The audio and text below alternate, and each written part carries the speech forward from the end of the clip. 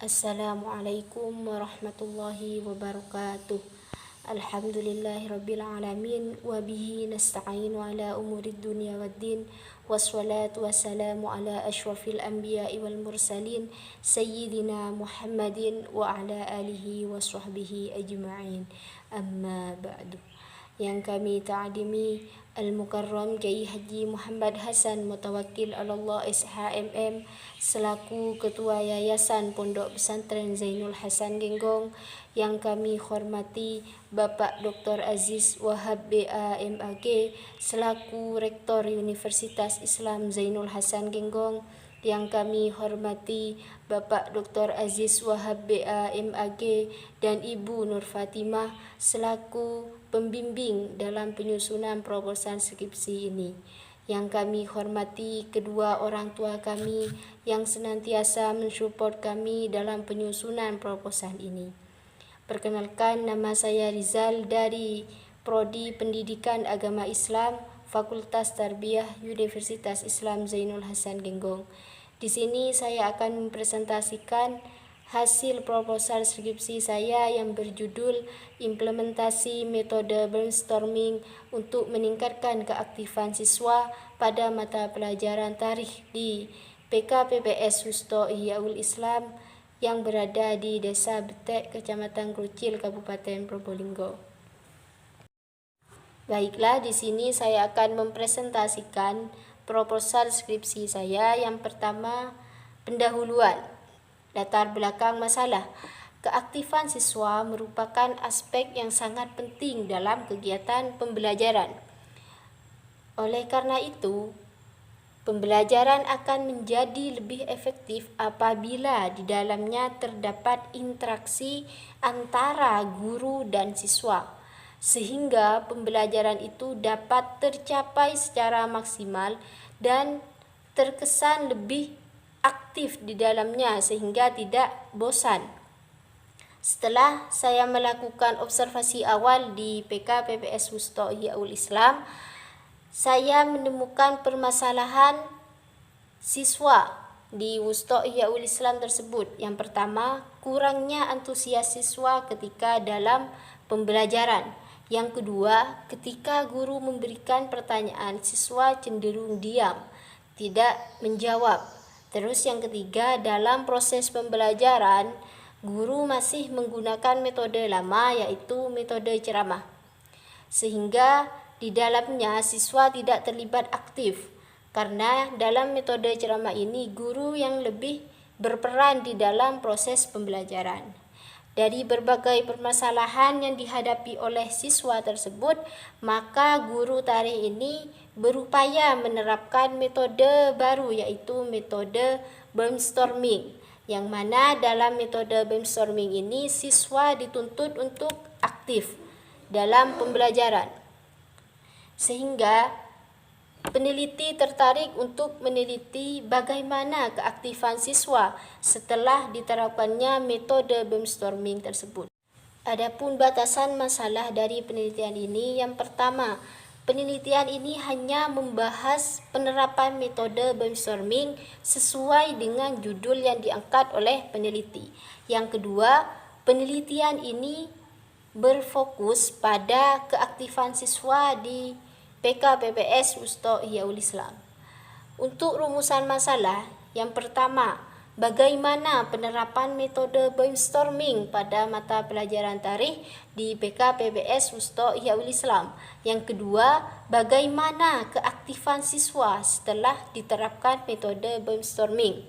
Terus untuk tujuan, jadi berdasarkan rumusan masalah, maka peneliti mengangkat tujuan dari penelitian. Yang pertama, untuk mengetahui bagaimana penerapan metode brainstorming di PKPPS Wusto Ihyaul Islam.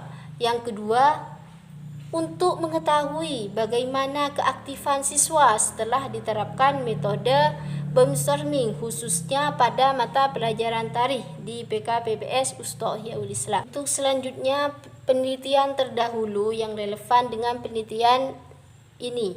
Untuk yang pertama, penelitian Elpita Sari dari Pendidikan Guru Madrasah Ibtidaiyah dan Keguruan Universitas Islam Negeri Raden Fatah Palembang.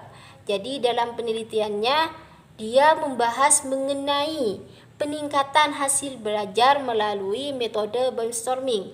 Yang kedua, penelitian Akilah Mutiasari dari Pendidikan Guru Sekolah Dasar Universitas Negeri Makassar. Jadi dalam skripsinya dia membahas mengenai penelitian pada peningkatan hasil belajar juga dengan menerapkan metode pembelajaran brainstorming.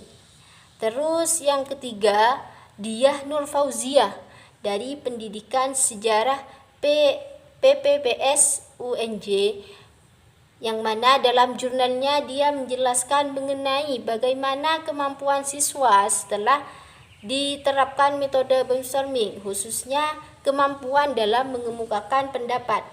Terus yang keempat, Oscar Permunangan Sijabat dari Fakultas Keguruan dan Ilmu Pendidikan Universitas HKBP, yang dalam skripsinya dia membahas mengenai peningkatan hasil belajar khususnya pada mata pelajaran akuntansi dengan menerapkan metode pembelajaran brainstorming.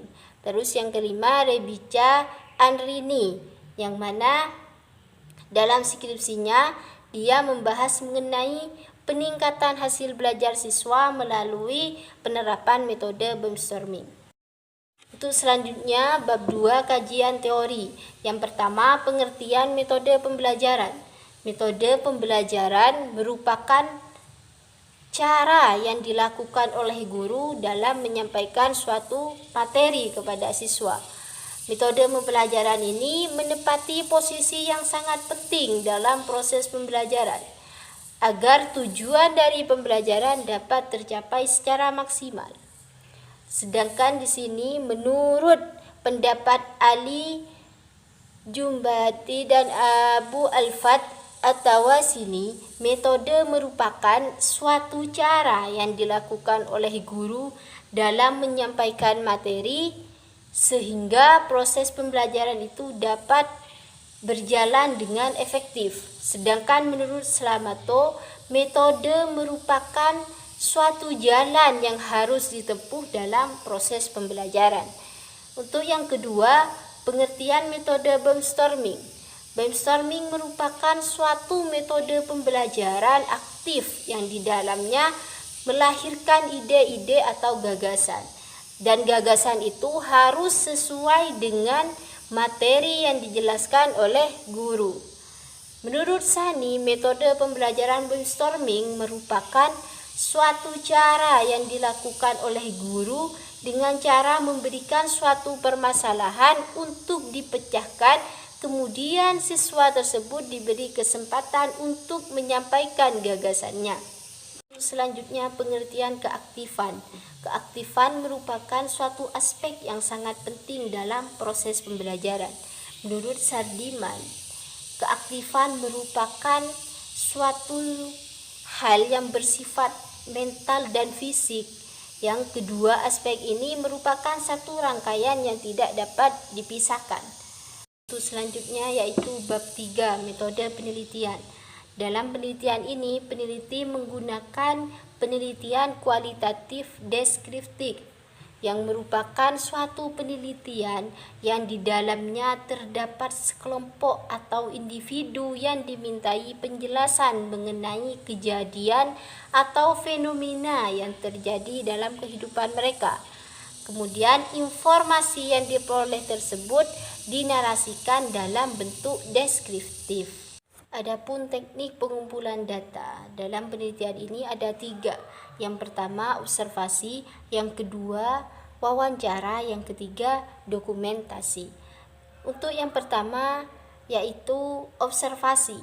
Dalam penelitian ini metode observasi yang digunakan yaitu metode observasi partisipasi pasif, yang mana menurut Sugiono observasi partisipasi pasif ini merupakan suatu observasi yang mana peneliti mendatangi tempat penelitian hanya sekedar mengamati saja, tidak untuk terjun ke lapangan atau dalam kegiatan tersebut. Untuk yang kedua, yaitu metode interview atau wawancara. Dalam penelitian ini, jenis wawancara yang digunakan ialah wawancara yang tidak terstruktur, yang mana dalam wawancara tidak terstruktur ini, pengumpulan data itu tidak menggunakan pedoman. Untuk yang ketiga, yaitu metode dokumentasi. Metode dokumentasi ialah suatu metode yang digunakan dalam penelitian untuk memperoleh data yang berupa tulisan atau catatan, transkrip buku, dan surat kabar atau majalah. Sekian presentasi saya, kurang lebihnya mohon maaf. Wassalamualaikum warahmatullahi wabarakatuh.